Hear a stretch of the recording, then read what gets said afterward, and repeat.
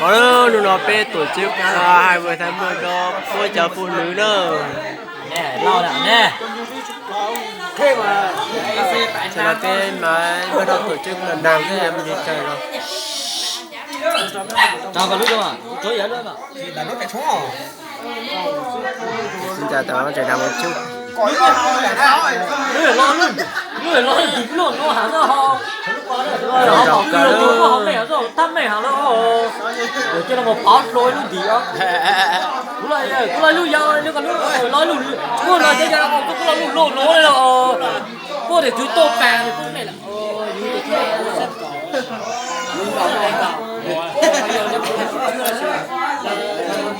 Và gì cả nữa. Đó là chia số rồi. Đâu rồi.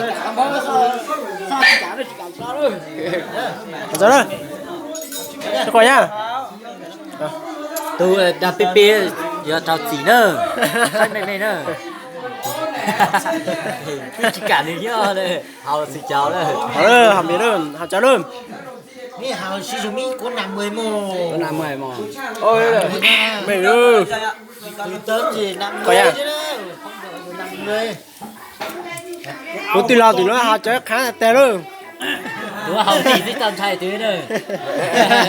Mới học tí rồi. Do cho bố này thì sông này xin là hào gì. Giờ thì xã tụi ta học thì học cháu thì chỉ được tí đâu luôn. Sai nó sai. Học việc chỉ vậy sao học chấm mình chỉ tầm thay thế này.